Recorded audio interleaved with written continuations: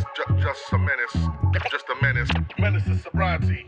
Just a menace. I was never operating at base level. No, me neither. But I didn't realise that. You know, that was You don't dawn until you're for sober, me, do you? know. And with mothers, there's, you know, there became a big trend, which I think is still around, maybe not as much as it used to be. With the sort of wine o'clock culture and the whole sort of my social media was always filled with memes about Mummy's Little Helper. You know, if I went to a play date, it was quite likely I'd be offered a glass of wine rather than a cup of tea. I tell you what, if you know anybody, just anybody watching this, listening to this, if you know anyone who's quit drinking, just take the time to give them a hug and say, I'm really proud of you, because Thank you, yeah. you need that. Just a menace. Menace to sobriety. Hello and welcome back to Menace to Sobriety. I'm your host, Daniel O'Reilly, aka Dapper Laughs, and I'm really excited to introduce my next guest, something a little bit different to what we've had leading up to this. It's our first lady on the podcast, so we're going to get an awesome perspective on drinking and addiction and everything like that. It's Clare Pooley. She spent nearly 20 years in the world of advertising, working hard, playing hard and drinking harder.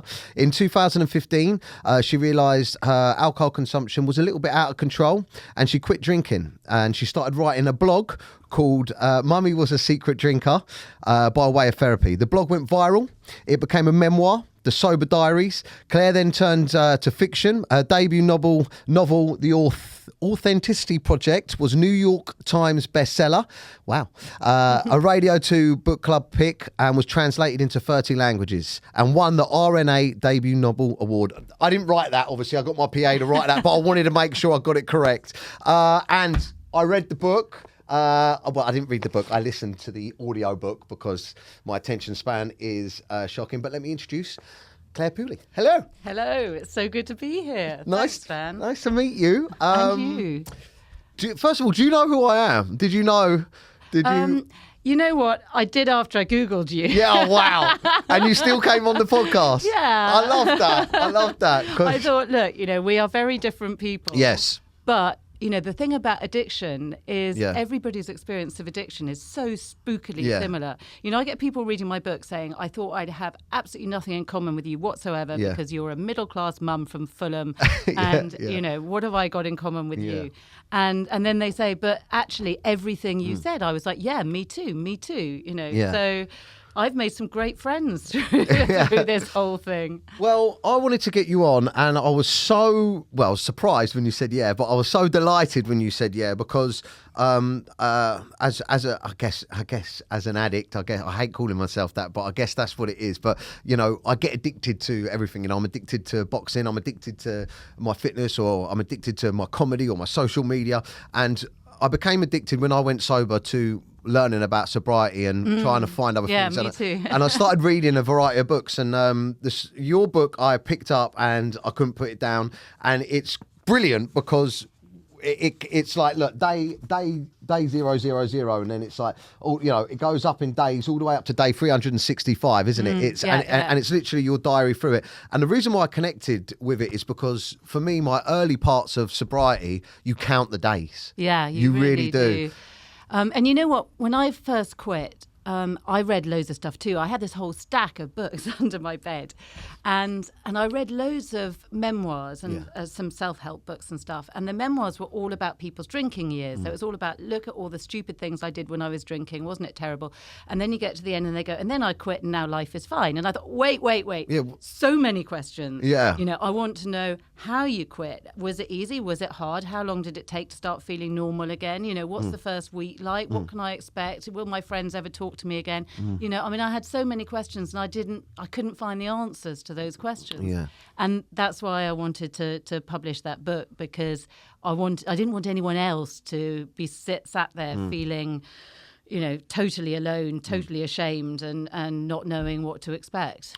So you document what you learn as you learn it, and the journey that you're going through. But it started off, so you're not obviously you worked in the world of advertising, and you started by writing I mean, this is, I don't know if people still do this. Is it still a thing? Blogging? I don't think it is a thing anymore. Yeah. You know, so this was back in 2015. And, you know, I knew I had to quit drinking, and I didn't want to quit drinking. I thought my life would be totally over. Yeah.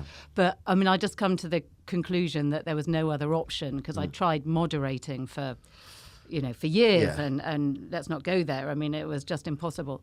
So I knew I had to quit, and I was too ashamed to talk to anyone. I didn't talk to my friends. I didn't talk to my family. I didn't talk to my GP. I didn't want to go to AA, you know. but I knew I had to get it off my chest. So I thought, well, you know, when I was a teenager, I used to write a diary. So I thought, I'll write a diary again. But then I thought, well, nobody writes diaries anymore. They do blogs. You know, that's the sort of like modern thing. Yeah. So I started this blog. I had no idea what I was doing. I couldn't do any pictures or anything. It was just words. Writing, yeah. And I just splurged onto this. And I did it anonymously. So I called myself Sober Mummy. And the blog was called Mummy Was a Secret Drinker. And every day I wrote this sort of black comedy about what I was going through. And I didn't really expect anything to go anywhere, because I didn't publicise it, because I was too, I was too embarrassed about the whole thing. But it just sort of took off. And, within a year I'd had over 1 million hits, and then, within 2 years, 3 million.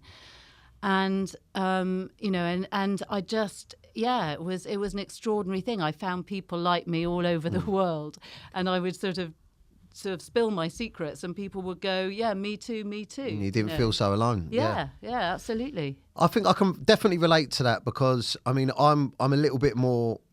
I wear my heart on my sleeve with my audience. And I feel like my social media is a form of therapy for me too. Like you did with the blog, you're like, it's all stuck inside. You're like, I just want to get it out and say it. But I'm quite brutal. I think it's important for me to share both the good and the bad. And not everyone's liked hearing what I've had to say, because my journey has been quite different. But one thing that I did relate to in your book, and one thing that because I'm 100 and something days in now, and I'm still how many years are you now? Nearly 8. Wow. Yeah. And at the beginning, tell me if this is similar to you. The clarity that you get at the beginning is quite intimidating, because you start remembering a lot of stuff that you were doing. And there's a part in the book at the beginning where you spoke about the realization that how it turned into 10 bottles of wine a week. Yeah. Where you're just like, so you'd come back, you've had a stressful day, you'd open a bottle of wine, you'd have a few glasses, but then you'd pop that one away. So when your husband come back, you could open a fresh one, and you two enjoy one, and you'd drink more of it. And then, or on a Saturday, you were talking about nursing a hangover in the morning, and you're like, well, you didn't want to have a glass of wine before 12, but you'd pop it in a mug so no one knew. And, it seems quite innocent at the time, but when you look back on it, you're like, Jesus. Yeah. That's 10 bottles of wine. It really creeps up on you gradually, because that's what drugs do, right? They just sort of, it takes more and more of the drug to do the thing you want it to do, which for me was to numb everything, and to, make me feel more relaxed and chilled, and, all that sort of stuff. And, back in the beginning, I would pour one large glass of wine at the end of the day, and that would do the trick. And then it became 2 glasses, and became 3 glasses. My glasses were really big, right? They were like buckets. So 3 glasses of wine is a whole bottle.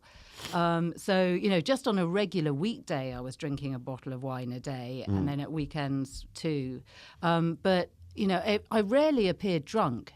So, nobody said to me, I think you've got a problem with alcohol. It was completely sort of, it was only me that knew how bad it had got. And, when you're drinking 10 bottles of wine a week, and remember sort of, women metabolize wine, alcohol differently. So 10 bottles of wine for a woman is equivalent to, a lot more for a man.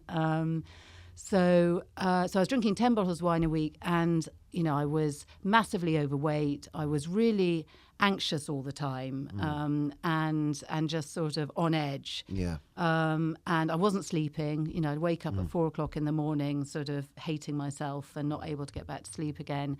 And I was a really bad mum. I spent the whole time running away from my kids to sort of open a bottle of wine. Yeah. I related to that in your book as well. The reason why I went sober was because ultimately the alcohol was like a constant battle for me. I felt like, very much like yourself, I was either drunk or hungover majority of the time. Yeah. So I was either dealing with a hangover or I was on the piss. And then the drugs was a problem for me as well. I was into that sort of sesh culture, which was creeping up on me, and the fallout from that with my partner, and then just being a shit dad by handing the iPads to the girls and not having the time in the morning, and the guilt just crept up on me, and there was one too many bust ups. And now, like I said, the clarity now looking back on that is quite it's hard to look back on, but I think to myself, I was never operating I don't know if you agree with this now, especially being as sober as you are. I was never operating at base level. No, me neither. But I didn't realise that. You know, that was you don't until you're sober, do you? Well, it's weird. It's like, I try and explain it to people, and it's sort of, because alcohol numbs everything, you know, it's sort of, and that's why you do it. You do it to numb the sort of fear and to numb the anxiety and or boredom. You know, or boredom, all those sorts of things. So you do it to numb all those emotions. And what you don't realise is that when you're taking the edge off all the bad stuff, you're also taking the edge off all the good stuff, you know. So it's a bit like if you're watching an old-fashioned TV and you turn down the contrast and everything just becomes more muted. And when you quit drinking, it's like you suddenly turn the TV up to Technicolor and it's like, whoa, you know. And it's hard to deal with initially because you're not used to it. You're not used to all those, you know, all those emotions, all those good and bad, yeah, good and bad. But that's the thing. It is really good as well as being really hard. It's just much more. Yeah, so it's much more vibrant, the whole thing. Yeah, so you said in your book that you decided at one point that your job was taking you away from doing what you really wanted to do. Even though we are worlds apart, I can relate to, even though you're a woman and I'm a man, and what I did for a living and our backgrounds, I can relate to so much. We all want to be good parents. And we think we are being good parents. But when you take a proper look at what you're doing and where your priorities are, sometimes you can see you're not. And you said that you quit your job. So you had a big job in advertising, is that right? Yeah. And was that a big cause of drinking for you? Do you know what I mean? Yeah, it was. Well, you know, I mean, I grew up in the, I was in my 20s in the 1990s. Yeah. So back then it was all absolutely fabulous. Sex and the City, Bridget Jones. They always had a glass of wine in their hands. Yeah, and the Ladettes, Zoe Ball and, you know, Denise Van Outen, all of that sort of scene. And, you know, back then, if you were a strong, you know, independent feminist woman, you drank like the guys drank. That's just sort of, it was just part of the whole thing. So, you know, I didn't think it was bad to drink by myself because Bridget Jones drank by herself. Yeah. You know, Carrie and Sex and the City drank by herself. You know, I mean, it was just sort of, it's what independent women did. Yeah. And then I went into advertising where drinking was all part of the culture. So we had a bar in the office and a lot of the business went on in the bar. And I had a huge, great expense account for taking clients out. And I would take people out 2 or 3 nights a week to the best restaurants and clubs and stuff in London and drink, you know. So it was, you know, it was all part of that scene back then. And then I got to the stage where my 3rd child was born and I thought, I can't carry on burning the candle at both ends like this. It's just sort of, it's doing my head in. So I thought I'm going to quit for a bit and just be a stay-at-home mum, and I'm going to do the motherhood thing really well. That was that didn't go quite the way I expected. Yeah, because in your book you said you just started drinking even more. Yeah, I mean, I guess. I mean, I didn't realise how hard it was going to be, you know, and it's a huge privilege, sort of, you know, spending time with your kids. But by the end of the day, you're knackered. Yeah, and you want to kill them. Yeah. Yeah. But what you do, you know, and what you want is a bit of adult time and me time. And for me, having a glass of wine was my way of segueing into the evening. It's my time now. Yeah. And as you say, I would drink a couple of glasses and then hide the bottle and open another one when the husband got home. Yeah. So yeah. So this is the scary thing, I think, for people. Like, if that's your crutch, if that's what you're going to go to, if people, like, you know, loads of people out there will be like, well, I drink every night. It's not an issue. How do you know if it's an issue? We spoke about this briefly before we came. How do you know if drinking's an issue? You know what? I think there are lots of little signs that sort of, for a start, I think if you drink a lot by yourself, then it's an issue because, you know, if you're drinking for social lubrication, you know, you're going out with your mates, that's one thing. If it's like self-medication, drinking by yourself to sort of take the edge off, that's when it starts becoming slightly worrying. If you ever find yourself Googling, am I an alcoholic? Did you do that? Loads. Loads. I did that for about 10 years. Yeah. And you know what? I discovered I was asking myself the wrong question because I spent ages trying to work out, was I an alcoholic? And actually, you know, it's a red herring. You know, what you should be asking is alcohol messing with my life? Yes. And if I'd asked that question, I think I would have done something about it a lot earlier. But I got hung up on this, if I'm not an alcoholic, I don't have to stop drinking. And if I am an alcoholic, I do. And I didn't know how to find out whether I was one or not. It was sort of, so that's a bit of a red flag, I would say. And then I think drinking to get rid of a hangover is another red flag, you know, because if people who don't have an issue with alcohol, you know, have a hangover and think I'm never drinking again. If you do have an issue with alcohol, you have a hangover and you think, the only thing that's going to get rid of this is another drink. Wow, yeah, you know? That was me. Yeah, that was me. You know, Monday to Monday. It's weird our habits, isn't it, and how we justify them because Monday to maybe Wednesday or Thursday and Friday. Yeah, I mean, I'd get pissed, but I wouldn't drink in a day. But if I'd had a heavy session on a Friday night and I woke up Saturday, I'd be like, it's the weekend. I'm drinking it all day through it. I'm drinking through it. I think when I ask myself what defines whether I've got a problem with alcohol, I always, because I get a lot of messages on my Instagram and my inbox, and people, you know, messaging me saying, I don't know, and or I enjoy a drink, or even with the drugs, cocaine. I get a lot of people because a lot of my content was based around, I've got a lot of characters based around, I've got like a Sesh Gremlin, which is like a character that appears when the weekends come and he's like, let's do drugs. Yeah. Do you know what I mean? I think you actually talk about something very similar in your book. Yeah, I talk about the wine witch. The wine witch, exactly. It's mad. It's mad. It's like we all have them. Yeah, yours is, I can visualise. Like right there. Yeah, it's Go like on. a witch with 2 bottles of Lambrini or something. Yeah, no, probably not Lambrini. Sorry. Yeah, sorry. I think that's partly why they call it spirits, because you're spirited. There's almost something with it. See, he don't say much, but when he does, wow. Put the camera on you. Come on. There he is. Oh. Yeah, look.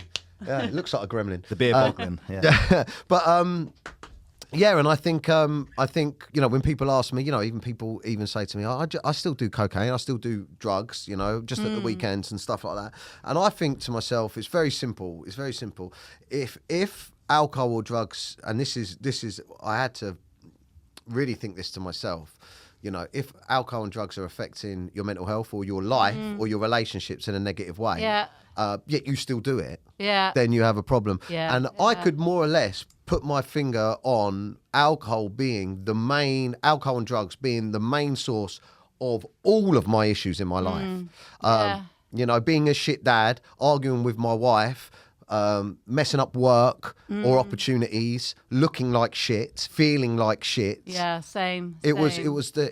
I tell you something that I tell people as well is when when you're addicted to something, whether it's alcohol or anything, actually, when it takes up too much space in your head. So you know, I got to the point before I quit where even when I wasn't drinking, I was thinking about drinking. So I was thinking, when am I going to have the next drink? What am I going to drink? Have I got enough drink in the cupboard? Maybe I shouldn't drink today. Maybe I should leave it till tomorrow. Maybe I'll just have one drink. You know, I mean, it was just this constant sort of narrative in my head, which just took up like way too much space.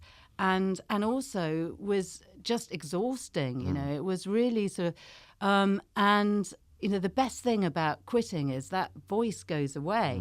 You know, people who don't have an issue with alcohol don't think about it when they're not drinking, you know. So they'll go out and think, oh, maybe I'll have a drink, and they have a drink, and then they don't think about it anymore. Yeah. So that's, you know, I wasn't that person. Yeah, me neither.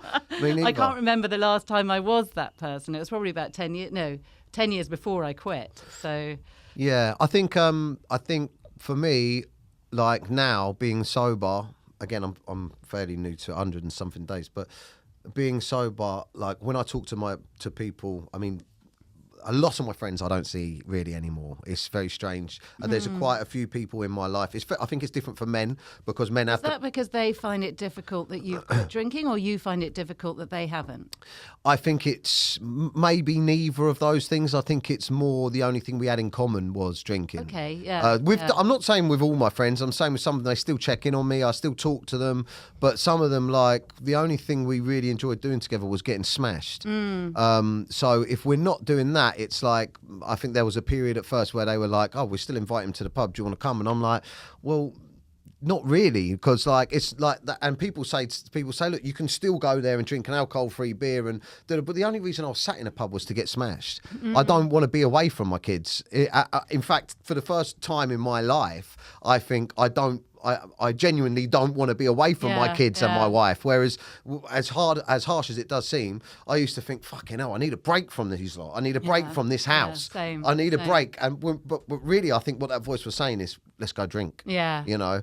And I get a lot of people ask me, what do you do now? And the crazy thing is, I found that I have so much free, like you said, space in my mind and free time. Like I do have a lot of free time, and my free time is not spent now anxious. Yeah. And did you find that 100 days was a watershed? Because people often say to me, look, how long does it take before you start like feeling okay about it? And I generally say around 100 days is when it stops getting harder and starts getting easier. You feel like you've sort of gone over the top of the mountain, if you like. Do you feel like that? Yeah, definitely, because I think because it starts to feel so good. Yeah. It start you maybe. Well, the positives start outweighing the negatives. Whereas if you only do dry January, say, it's not long enough. You're going through the hard bit without ever having got as far as the good bit. So people do dry January and go, that was shit, wasn't it? You know? Yeah, because you're just craving. Of course, it's going to be shit because you haven't done the good bit yet. You know, you've got to keep going.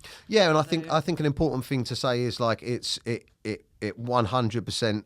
It 100% is a complete lifestyle change, but you know, for me, it was like weighing up. It was weighing up like what really.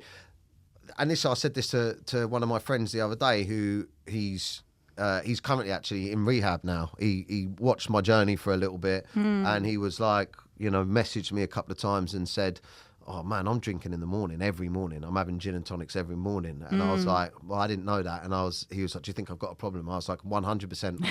I was like, this is my second attempt at going sober. And I was drinking, having 2 or 3 big sessions a week. Do you know what I mean? I was never waking up. I wasn't like alcohol or drug dependent. So anyway, you know, and he said, like, what am I going to do? Like, what am I going to do? I'm like, listen, just put it. The only way that you can ever make the choice is when you put the things on your life that are important to you. So for me, my kids and my family and my mental health, because I was shot to pieces. Yeah. Or what you're talking about, drink, drugs, and going down the pub with your mates. You know, I feel like the only time people can ever really make a choice is when they realise it's one or the other. Yeah. You can't. But it is hard because, you know, if you're a big drinker, you know, it starts to define you. You know, it's how you choose your friends. It's how you choose, you know, your activities. It's how you see yourself. You know, my kids that for birthdays and Christmases all give me sort of alcohol-related stuff. You know, like corkscrews and bottle stoppers. Yeah. You're like, alarm bells are ringing. It's like they. What did the teacher say when you went to pick up your daughter? It's a long time ago when my little one was she was just learning to read. She was about sort of 5 or 6, and I picked her up from school, and her teacher said, "Oh, I had a really funny conversation with your little girl this morning," and she said, "We were reading a book called A Cup of Tea," and I said, "Does Mummy like a cup of tea?" And she says, "No, Mummy likes a glass of wine." Oh God! And you know, and I went ha ha ha, but inside I was thinking, "Oh shit, you know, that's really not very good." And actually, one of the best things I think about quitting is you know, you feel like I'm just a much better parent, and I feel like I'm a much better role model too, because you know, I think teaching your kids, because kids learn from watching, not they don't learn from what you say, they learn from what you do. And if your kids see you dealing with every bad thing in life with alcohol or drugs or something, then they will learn that is the way Yeah. that adults deal with bad stuff. Yeah. You know, if they see you dealing with stuff head on and going through it sort of sober, then they'll learn that is possible. So it's quite, you know, it's quite an important thing, I think, to sort of, you know, to teach them that it is possible to deal with stuff without a prop. Yeah, I think me and you definitely 100% have that in common, where the main pushing point and motivation was our children. And I don't know where it came from. Well, I do know where it came from. It came from my wife, sort of, not physically, but shaking me and saying, look, you know, because I caused mayhem, do you know what I mean, through hangovers, drunken episodes and everything like that. And I just thought to myself, I don't know where the thought come from, but it empowered me, and I thought to myself, you know, what do I want them to remember? Do you know what I mean? How do I want them to remember? And I thought to myself, look, I'm a good dad. I've got a nice house. You know, they've got, you know, whatever. I'm a good dad. But if I looked back on the last 4 years, what have they seen? I'm hungover every weekend. I'm having arguments with their mum because I'm staying out all night or drinking and stuff like that. And that's going to compound and compound and compound over years to just basically being a grey, horrible childhood. Well, also think about it this way, like, you know, the time in your life when you have small kids goes really fast. It's like, you know, and then suddenly they're teenagers and they've left home, you know. And when you're drinking or you're doing loads of drugs or whatever your addiction is, you spend your whole life wishing days away. So, you know, so I would try not to drink too much during the week, and I would wait until, you know, the Friday night, Saturday night, and sort of then go on a sort of, you know, big session. Yeah. But it meant that from Monday... You were like, come on the weekend, come on. You know, I want to get through Monday, Tuesday, Wednesday, Thursday. So actually Thursday is more or less the weekend anyway. Yeah, Monday, Tuesday, Wednesday. And, you know, you spend... and then you end up spending days hungover thinking, I want to get rid of this day too. And there's very few days that you're not trying to get rid of for some reason or other. Yeah. And the ones that you're not trying to get rid of, you can barely remember because you were too pissed. Yeah. So actually, you're effectively... You're wishing away their childhood. You're wishing away. And you know, huge chunks of your life. And actually, when you're not addicted to anything, you're right there, present in each day. Yeah. And that is a real... it's like adding years and years, decades to your life. Yeah. So... I mean, don't get me wrong. I still, like this morning, but I wake up, like on the weekends, I'm like, what are we doing this weekend? Like, so I say to them, what do you want to do? Do you want to go swimming? Who wants to go swimming? Do you want to go cinema? And those are memories. Those are really important but memories. Trust me, I used to dread things like that. And I can't believe I used to dread things like that. I'd wake up on a Saturday and they go, can we go swimming? I'd be like, if your mum takes you, maybe. But I think she's might be hungover as well. I don't know. But I'd be like, but now I'm waking up, I'm like, right, what are we doing this weekend? Yeah. And, you know, I think that's a big thing as well. You know, I don't get the craving now. I don't. It's never going to be gone. But I don't. The first time I went sober, I was like, oh, I could kill a beer. I really want a beer. Something bad would happen. I'd be like, I just want to get smashed. The first time, and I think that was because I thought to myself that I was missing out. But now I don't feel like I'm missing out. I've said this before. I feel like I'm free from it. Yeah. So I don't crave it anymore. I don't miss the sesh. I don't miss the drinking. Well, that's why it will work this time, because the big factor in success is if you quit and you feel like you're losing something. Yeah. It will be really hard. You have to think about what you're gaining, and then it becomes really easy. You know. So it's all about your sort of mental attitude to it. But let me tell you a really big secret. What I don't think anyone realizes when they first quit, which is all the really exciting things happen in year 2.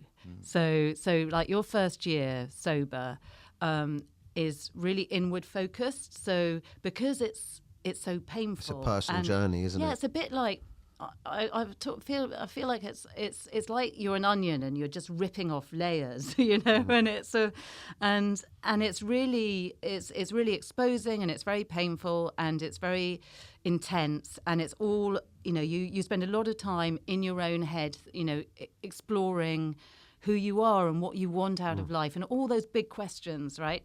And you get to the end of that first year and you think, and you sort of suddenly think, okay, now what? And Yeah. suddenly you're feeling great, you're feeling physically great, you're feeling mentally sorted, you've got loads more energy, you've got loads more time, you're sleeping like a baby, and you sort of think, now what am I going to do with my life? And most people I talk to who've, quit drinking for a year go on and start doing amazing things. They change their jobs, they change their sort of, their hobbies, they sort of, they do extraordinary things. So you've got all of that ahead of you. I can feel it. I can feel it already. I can feel it already. And I think, I feel like it's the death. It's almost like you mourn the death of the old you. And it's hard not to preach. Especially when you've got a big social media following. I'm like, it's so hard not to preach. I've got so many people that are like, fuck off. Not all of us have got problems. And some of us can have a drink without and all this. But, there's definitely some people around me that must be like, shut up, man. Like, I don't want to fucking hear it. But you feel so good, didn't you, that you want to... Well, I think it's one thing saying to people, I feel great about it, and being a positive role model. Yeah. You don't need to... You can't persuade someone who doesn't want to quit to quit. No, yeah. You just can't. I don't want to do that anyway. And to be honest, I don't want to do that because I don't look back on those days and think, I wish I hadn't done it. Because... Yeah, I'm the a same. lot of it was good fun. Yeah, it was great fun. Well, that's that. And that was sort of. Yeah. I wouldn't be where I am now if I hadn't been through all of that. So, so I wouldn't ever say to someone, "Don't ever drink," or "Don't." I just say, sort of, actually, being sober is a really good lifestyle choice if you get to that point. It's not something you should be scared of. I feel like the way I look at it, which makes me feel better. I don't know if this works for you, right? I think that we are all given at birth a lifetime amount of alcohol that we can drink. And you've had yours. Everyone has the same. And I just did all of mine by the time I got to my mid-40s, and then it's all gone. Yeah, so, that's a great way to look at it. That's just a choice I made, because I'm not the sort of person that could spread it out. And, those people who can spread it out for a whole lifetime, fine, good for you, But, I mean, I'm an all-or-nothing person. Yeah, me too. I don't do things in moderation. And I just... took all that supply of alcohol, drank the whole lot. Now it's all done. Move on. Yeah, I think somebody wrote a blog maybe on LinkedIn. Somebody wrote an article. I guess it is a blog on LinkedIn that my wife sent me this yesterday. No, she showed me it. Sent me it yesterday, and then I read it this morning on the way up here. And it was a lady that was congratulating me on raising awareness on drink and drug, addiction or or whatever, right? And she was, she was talking about it in the workplace, very similar to what you were discussing.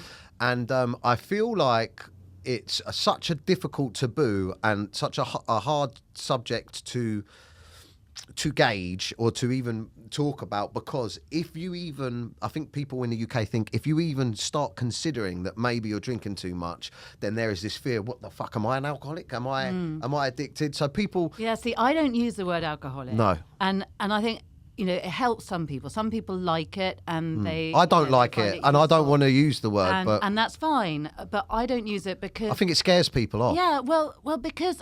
I think, as I said earlier, I think it's a bit of a red herring, and it makes out that you are either a normal drinker or you are an alcoholic and there's nothing in between. Whereas, we know that there is a whole grey area in between. Yeah. It's a whole slippery slope. Yeah. And you don't want to ever get down to rock bottom. No. You want to get off the slippery slope beforehand. Yeah, exactly. And I think that's where and I want to do what you done in the book. I don't want to preach. I just want to document what I'm doing and share what I'm doing. Yeah, and exactly. You're right. I read an amazing book called No More Hangovers by Alan Carr. Have you ever read that? Yeah, I've read Alan Carr, not that particular book, but the way that he talks about he's got a addiction great is way, really, so it was really clever. And he spoke heavily, and you might be able to give a perspective on this, because he spoke heavily about... he really goes into at the beginning of the book, before you even go into how to stop drinking. At the beginning of the book, he talks about how it's just natural culture for us, how it's just normal everyday life, that it's the only drug in the world that your parents will give you as like a coming of age. Yeah, and it's the only drug in the world you have to justify not taking. Yeah, that's you don't have to say, Well, I don't fancy any heroin today. Yeah, exactly. But people don't go, oh, go on, just have one. Yeah. You know, I mean, it's just historical. If alcohol came onto the market today, it wouldn't be legal because it's one of the most addictive, dangerous substances there is. You know, but it's just history. So yeah, and it's like I feel very much like you said. It's when I was younger, I saw people in my family drinking. At Christmas, everyone got drunk, or at birthdays, people got drunk. Till the age where I was like, oh, I want to be like an adult. So then, you're sneaking around drinking bits of empty bits of beers and stuff like that. And then when you're at school, and it's like it's part of just becoming a man. Like 15, 16, you're like, can we get someone to get some alcohol from? Because we associate having a good time with drinking and being naughty, maybe, or doing something that we're not yet meant to do with the drinking. And then from the moment I was a teenager and I had a tiny little bit of freedom, all I wanted to do was get pissed with my mates. Yeah. And it was like that up until about a year ago. So now, do you think that was related to the ADHD? I don't think so because, well, I think for me, maybe the level I was doing it at was related to ADHD, but I don't think in general because all my friends and everyone, just what everyone it's just did. Culture, everyone. Yeah, I didn't know anyone when I was at university. I didn't know one single person that didn't drink. Whereas now, actually, if you look statistically, under sort of 25s, about a quarter of them don't drink ever. Yeah. Which is a really big change. So things are changing. Yeah, definitely. And I think just going back to in the ADHD, I think like we were talking about before, people use alcohol and drugs to self-soothe. When you've got ADHD, the soothing is much more apparent. Yeah. You know, and I think the reason I didn't really suffer from being an arsehole when I was drunk, I more suffered from being an arsehole on the come down or the hangover. Yeah. Once the noise came back, I was like, fuck the world. And it comes back worse than it was beforehand. Yeah. But working in marketing, you must well, when you worked in marketing, looking back now, you must sort of realise how much alcohol plays a part in everything on TV. I used to advertise a wine brand. I advertised a wine brand aimed at women, and I created ads that, it's ironic, isn't it? To get well, you were the best person to do it, though. That's why they put me on the business. Yeah. It's bad when they put you on that campaign. Get Clare in, she'll do it. Yeah. And it is all about, it's all about the packaging. It's all about, if you do blind taste tests with people, there is very little difference between a £50 bottle of wine and a £5 bottle of wine, in many instances. It's all just about the packaging, the branding, everything. Yeah. It's all I had a beer brand myself. Oh, did you? I did. I sold kegs of beer. It was called Laughs Beer. It was a barrel of Laughs. Very good. Yeah, we were selling it through lockdown, and it was great. But we were having live stream sessions of drinking it, and I was promoting it, and my drinking really got heavy during that time, and. When I started playing with the idea of going sober, my business partner on the beer was like, what? I was like, yeah, man. And I also own a nightclub. Yeah. I've got a nightclub in Clapham. So I had a beer, I had a nightclub, and years ago I released a song called Proper Naughty Sesh. So I was doing music about drug taking and drinking. This was ringing bells. Yeah. Well, my whole life revolved around drink and drugs. It did, and then I started saying and that's how I generated all my revenue. And I started saying I'm going to go sober. People around me were going, whoa, get him to a pub quick. No, but my business partner was like, yeah, that's fine, that's cool, that's your thing. So for me, my transition from drinking to sobriety I'm like a poster boy for it. So it's been a very difficult journey to take my audience on. But I feel the best I've felt in years. Do you know what I mean? And I say this in every episode at some point, but my wife is like, do you know what I mean? I do not need to know. No, she's just saying I'm looking good. That's all I'm saying.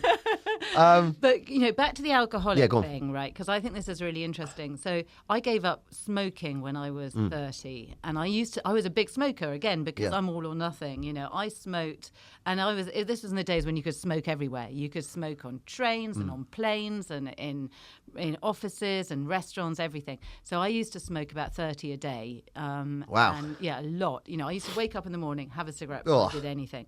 Even if I woke up in the middle of the night, I'd have a cigarette before I went back to sleep. I bet that makes you feel like... It's really bad. I mean, thinking back on it now, it's disgusting. Yeah. Anyway, I got to 30 and I thought, I've got to quit smoking. And I realised that sort of, I had to completely quit. I couldn't just cut down. Again, can't do moderation. So I quit smoking, and nobody said, "Why have you quit smoking?" Yeah, exactly. Everyone went, "Yay, well done, you!" And nobody called me a nicotine-aholic, or nobody made me go to meetings, say, "Hi, I'm Claire, and I'm a nicotine-aholic," and they just call. I'm a non-smoker. I don't smoke. I'm a non-smoker. I used to smoke back in the day. I know I'm addicted to nicotine, so if I had one cigarette, I'd be back on a packet in no time at all. But that's it. It's over. And that's the way I feel about alcohol. I'm a non-drinker. I don't drink. I'm an addict, and I know that if I had another drink, I'd be back on it again. But I don't feel the need to give myself a label. Yeah, I completely agree. And Robert Heisey said it in the last one. What you say in your mind is listening. What you say, and if you keep on saying I'm an alcoholic, how are you ever going to get past the fact that you were struggling with it? And I always say the same thing. This is what I say to myself, and this is what I say to people that are following or watching that think to themselves, I'm drinking too much, and just reevaluate your relationship with alcohol. If you, and this is what I think. I had an unhealthy relationship with drugs and alcohol. It was unhealthy because one, I'd done it in excess. When I did it, I couldn't stop really. I mean, I'd want to, and it's not like I was having a drink and going. When I was having a drink, I was going, oh man, I've got to slow down. I was having a drink going, yes, I want to get smashed. I loved it, and same with drugs or whatever. And I think. If just call it an unhealthy relationship with alcohol, and then say if anyone wants to get into it with you, you can say, well, I'm reevaluating my relationship with drugs or alcohol. I'm reevaluating it. I tell you, one of my favourite little life hacks, really easy, is if you're just in the early days of quitting alcohol, change your passwords on everything to something like "I am sober." Oh, okay. And then remember the number of times you have to type a password. Into and it sticks in your day. mind. Yeah, and it just gets your subconscious constantly thinking those words. And actually, just in case anybody is making notes, I have changed my passwords again, so they are not "I am sober." But so just a really simple life hack, and it works. So for all the ladies that are listening, so I've spoken a lot about, my habits and, the things I miss, going to the pub and having a drink or having a drink, just lads style of drinking.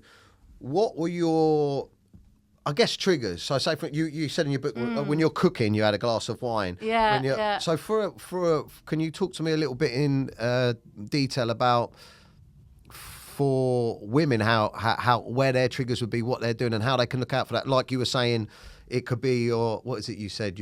I really enjoyed your book, by the way. What you could say, your zen and your zing and your zen. So like it can put the zing in like a play date, and it can put the zen in once the kids go to bed. Well, this is the problem, is that I think when you start drinking, you drink sort of for like one reason. You probably drink for social reasons. So you drink because you're going out and you want to have fun. And then you start drinking because you want to relax, and then you start drinking because you're bored, and then you start drinking because you want to rev up for something, and you want to wind down for something, and you quite quickly find that any single emotion, the answer requires is, drink. I'll have a drink. Yeah. And actually, I think with women, a lot of it, and with mothers, there's there became a big trend, which I think is still around, maybe not as much as it used to be, with the sort of wine o'clock culture and the whole sort of, my social media was always filled with memes about mummy's little helper and thank God it's wine o'clock, and normalising sort of, so as soon as the kids were in bed, you'd have a drink, possibly even before the kids were in bed. If I went to a play date, it was quite likely I'd be offered a glass of wine rather than a cup of tea, Yeah. And it's I think it with mothers, often it becomes the thing that makes you feel adult, and it gives you that sort of time in the day that's yours, and that sort of, I think that is maybe a bit different from guys. But other than that, it's the same. Yeah. Well, does your partner drink? Your husband? Yeah, he does. Yeah, and And I never stopped him drinking at home because I figured that, I'm surrounded by alcohol all the time. I don't want to stop going out. I don't want to sort of hide away from anything. And I thought I'm going to have to get used to being around alcohol. So it was quite important to me that he doesn't drink the way I did. He's a moderator, so tosser. Yeah, I hate them as well. I mean, if I could drink like he could, Yeah. I'd be very happy. But, so he just drinks a little bit. And... so I never stopped him drinking, and I think it's quite good for the kids to have an example of one parent that doesn't drink at all and one parent that drinks, in a healthy way. Yeah. So. Yeah. So with your book, Does your partner drink? yeah. Well, do you know what the funny thing is that Shelley was never really much of a drinker, but when I'd drink, she'd drink. Yeah. So if we were when I was drinking, I didn't really drink at home. It was weird. It's not like I'd be at home and I'd be like, if it was Friday or Saturday, then I'd drink a lot at home. I'd always go out and drink. But if we had people round, we'd drink together. And if I was getting pissed, then I guess she was getting pissed. It was that kind of vibe. Do you know what I mean? But now that I've stopped, I rarely ever see her drink ever. Really? And she knows what I'm like. Once I really put my mind into something, like that's why I put it out there and put it all over my social media and say I'm fucking sober, I'm not drinking. Once I get into that thing, all or nothing again. it's all or nothing. Yeah. Like my head's thing. So it was never, she said to me, look, I ain't going to stop drinking. This is your journey. This is what you're doing. You're doing it for your reasons. Do you find it hard if she drinks? No, not at all. Not at all. I don't find it difficult. When she's drunk, which since I've been sober in 100 days, I think I've seen her drunk once. It's irritating when she's drunk because I'm so aware that she's drunk, and also it makes me seeing drunk people triggers me. I tell you what, it's a bit of a superpower though. People say ridiculous things when they're drunk, and you remember them. Yeah.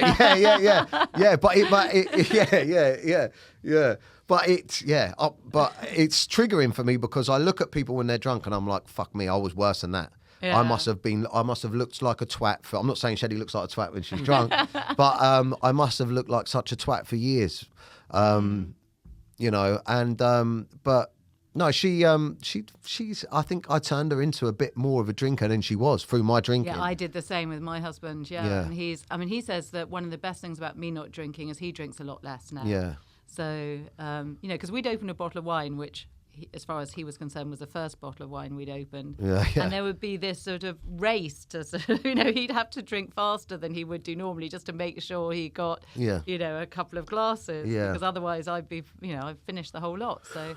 Why do you think we drink like that in excess? Why do you think people... It's brain chemistry, It's sort of when you... It's like dopamine hits. Yeah, it is. It's dopamine. It's all about the dopamine. So alcohol is an addictive drug, which people, I know it sounds obvious, but, we don't treat it like that. We know that cocaine is addictive. We know that heroin is addictive. We don't think of alcohol like that. So true.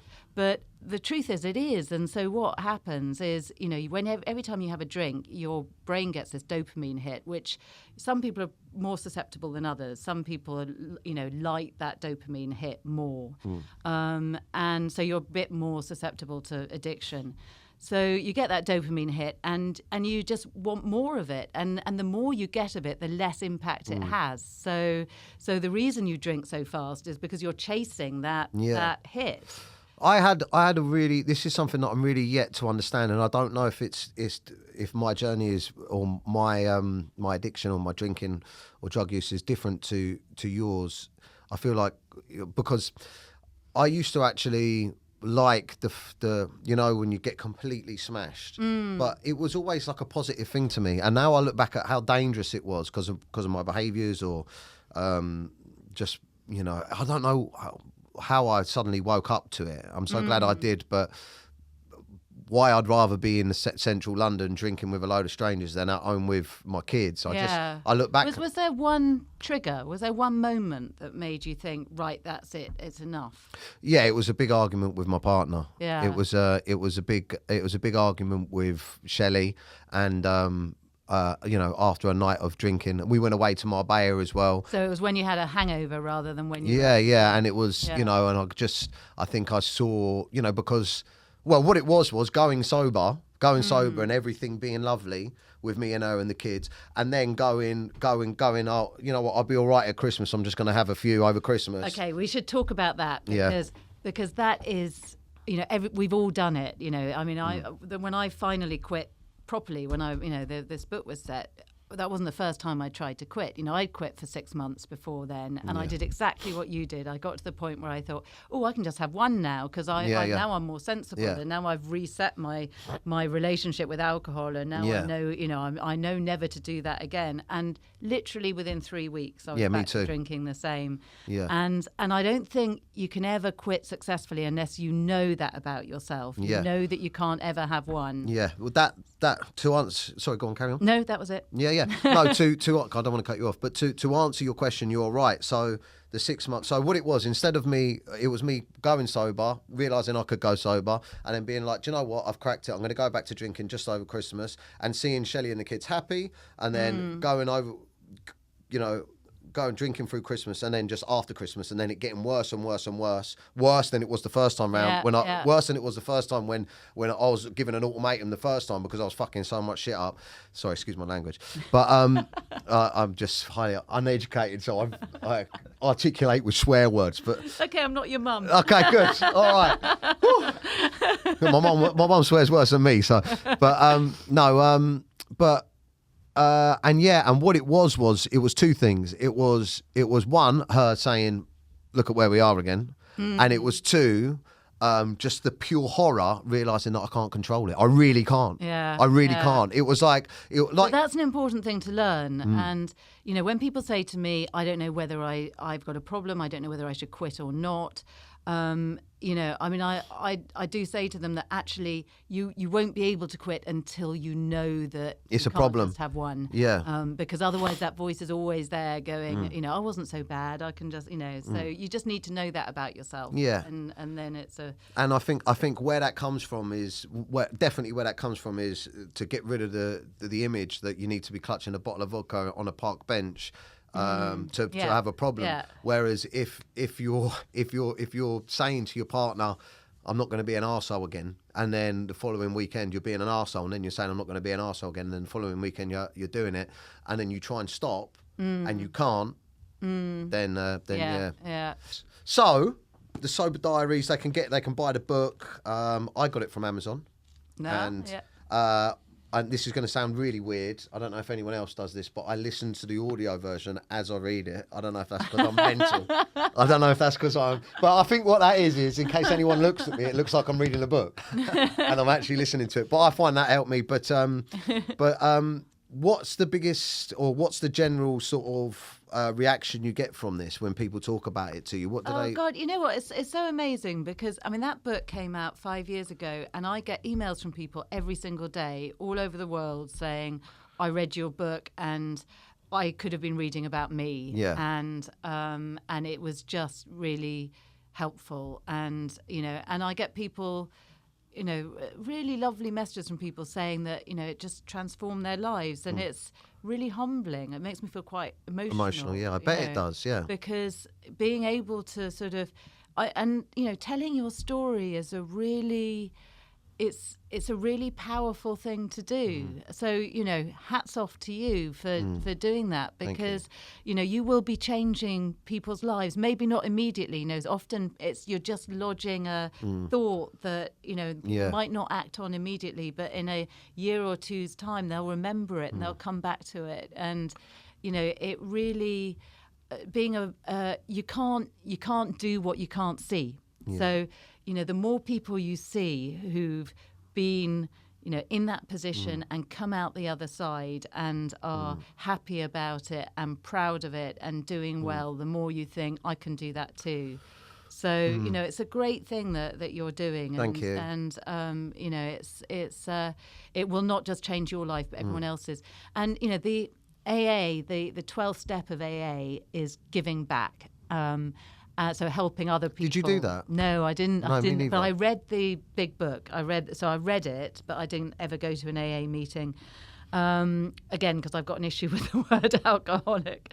But AA are an amazing organisation, and I'm not. I have no.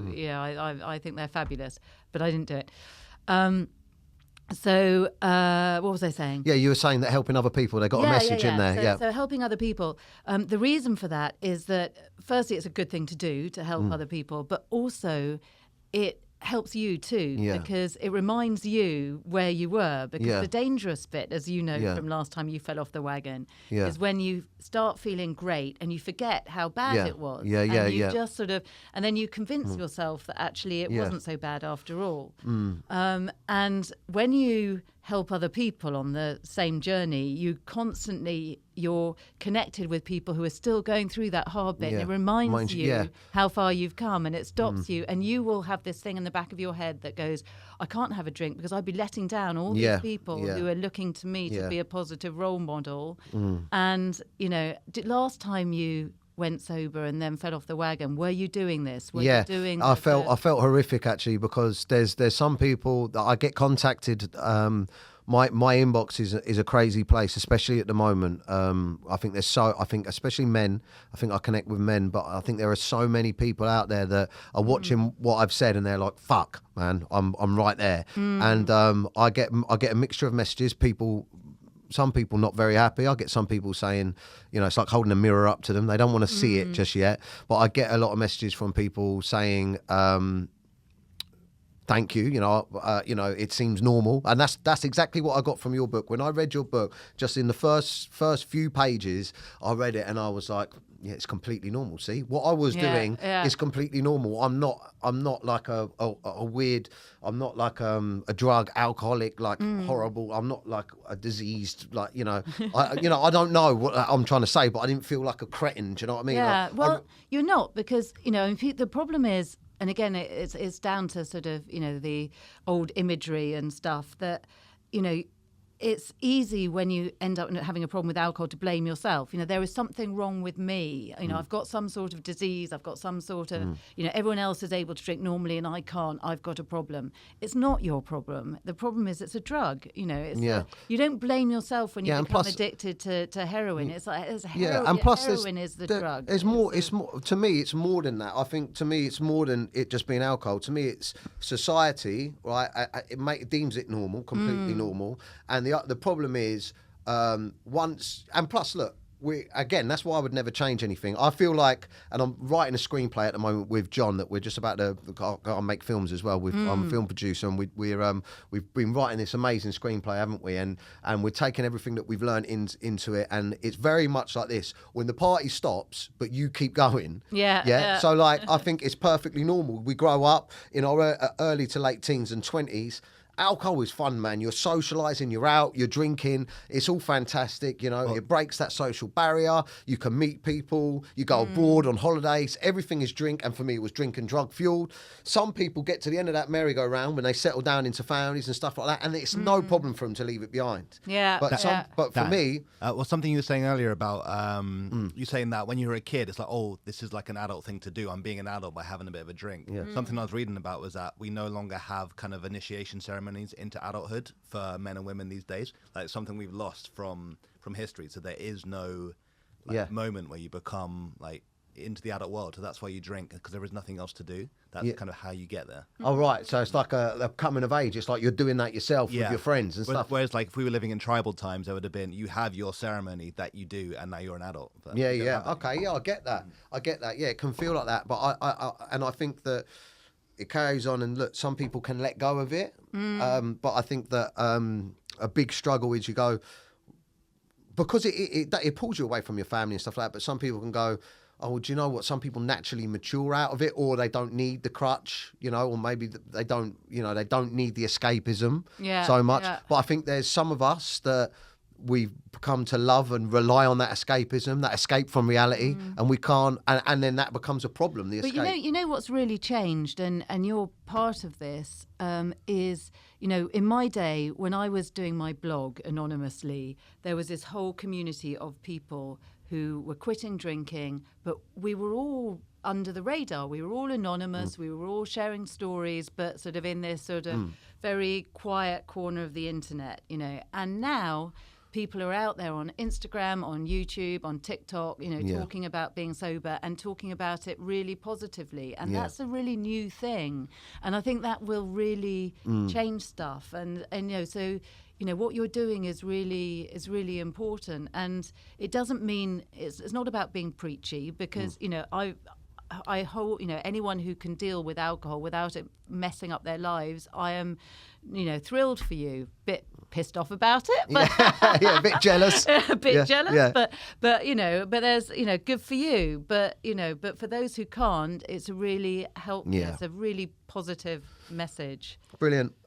Well, that was fun. Our first lady, Clare Pooley from, it's a Cornish name, isn't it? Yeah, it is. And are you on Instagram and Twitter, or am, where can they find you? Just if you. So I'm on Instagram as Clare_Pooley, and I'm on Twitter as at @CPooleyWriter. So Brilliant. And where can they find? Now, listen, I 100% man or woman. I'm terrible at reading, writing, my ADHD, my dyslexia, and just being a bit dumb.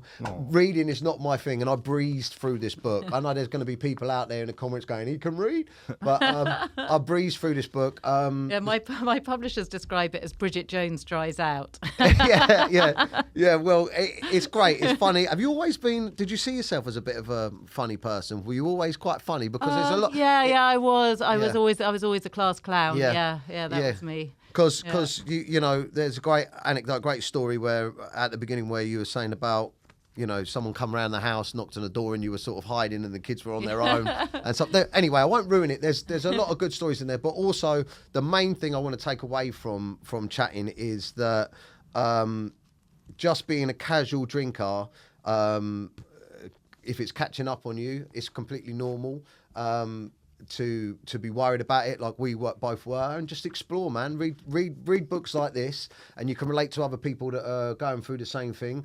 And if you want to readjust the way of thinking and your life and your lifestyle, it's more than possible, isn't it? Yeah, absolutely. And you know, it will transform your whole life. You know, it's probably the single most transformative thing you can do, I think. Wow. is quitting, you know, drugs or alcohol.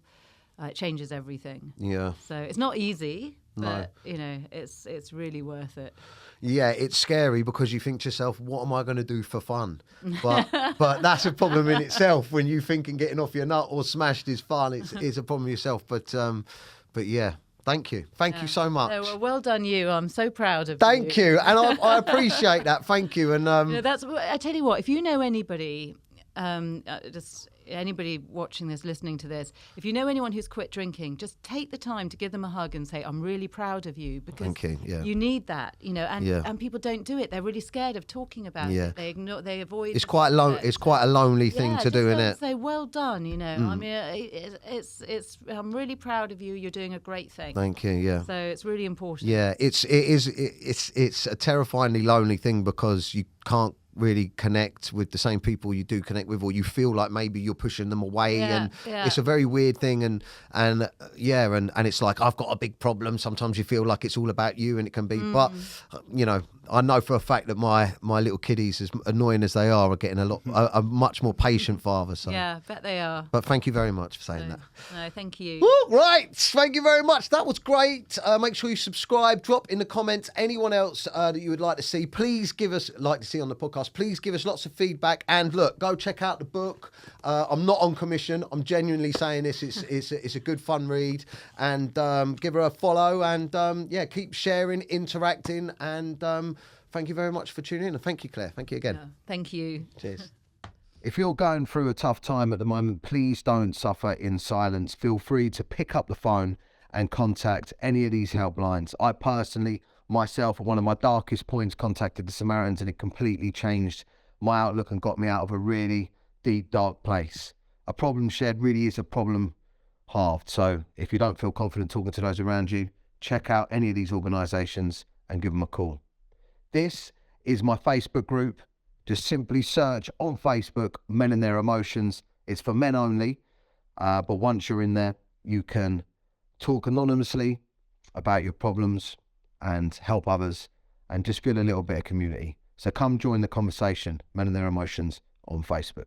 Thanks for watching. Menace to sobriety. Just a menace. Just a menace. Just a menace. Menace to sobriety. Just a menace.